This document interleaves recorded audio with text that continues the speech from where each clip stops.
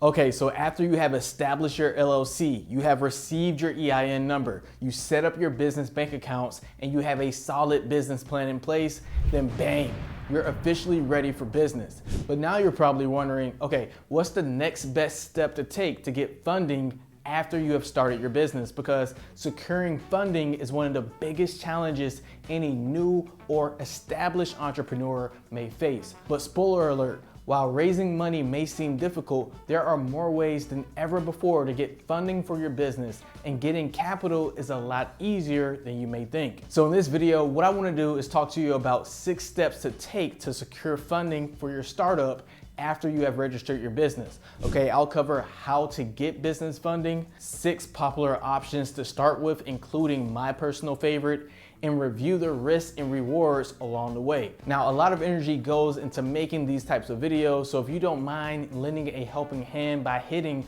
the like button for the YouTube algorithm so this video reaches more people like you, and stay tuned for this video.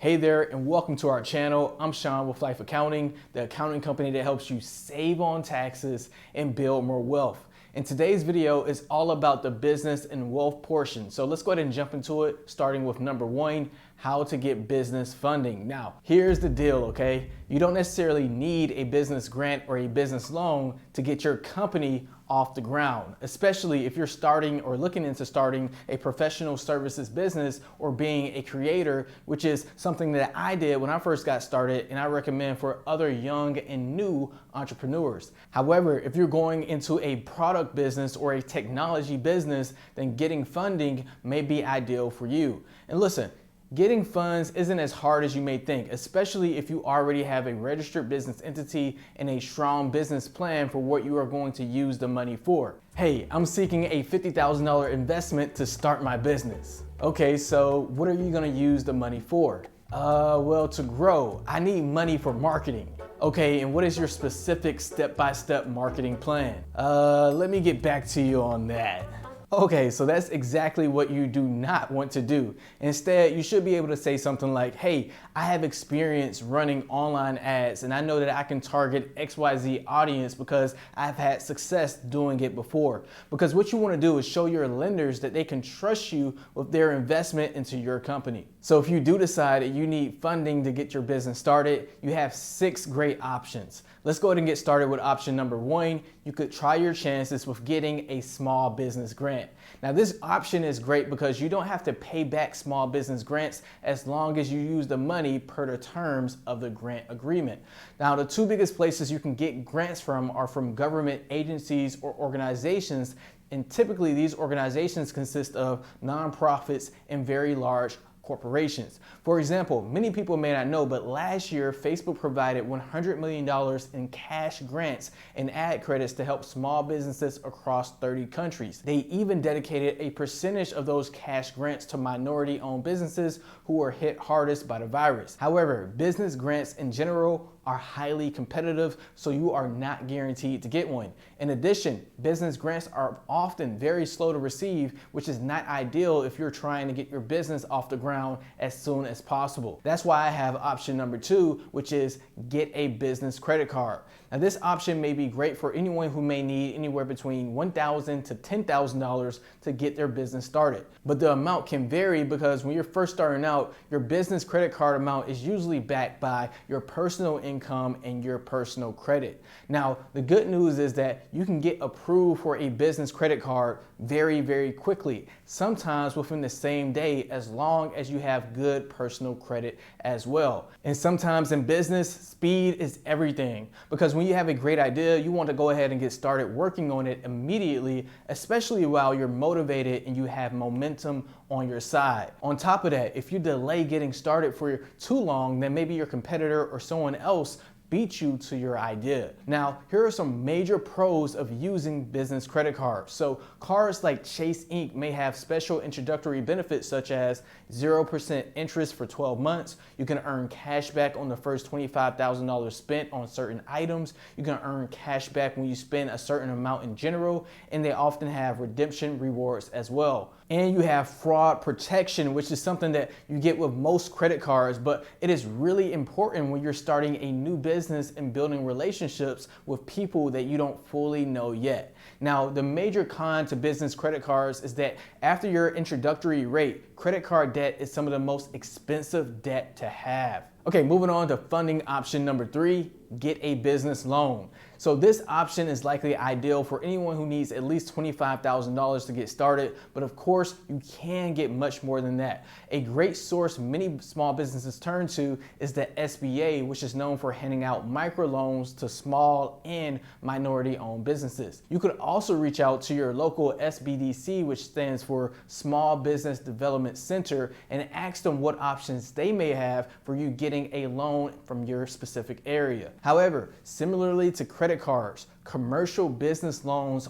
often have high interest rates and may require you to personally guarantee the loan, which makes it possible for the lender to come after your personal assets if you lack the ability to repay it. All right, moving on to funding option number 4, get an investor. So getting an investor is a super attractive option because instead of you having to repay back a high interest loan, you can give up some equity in your company in exchange for a startup investment. Now, admittedly, this option is much harder because investors have many different business opportunities where they can put their money into, right? Like even for you, you have the stock market, you have real estate rental property, you have cryptocurrencies, or you can start your own business, etc. And these private investors have those same opportunities as well, along with big accredited investors have the opportunity to invest in private investments as well. That being said, if you have a really innovative idea and you have a great business network, then this still can be a great route for you to take.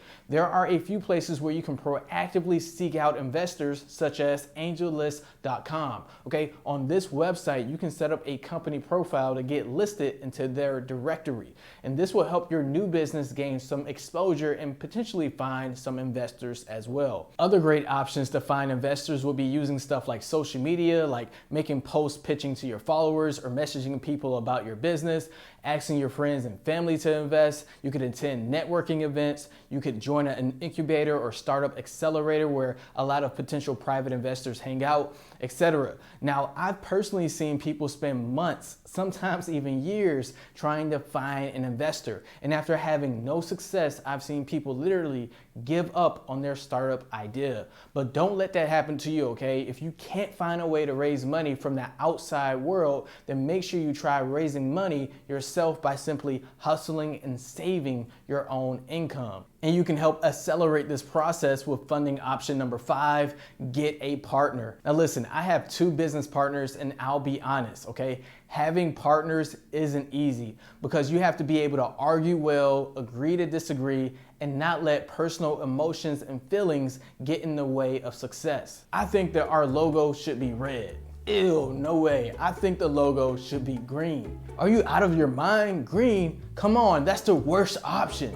Trust me, okay? Green is associated with positivity, money, nature, and trust. All right, let's do it. All right, but look, at the same time, it's nice to have a business partner who will hold you accountable and care about achieving business goals just as much as you do, especially when you need to raise money because an active partner can help you to invest money and raise money as well.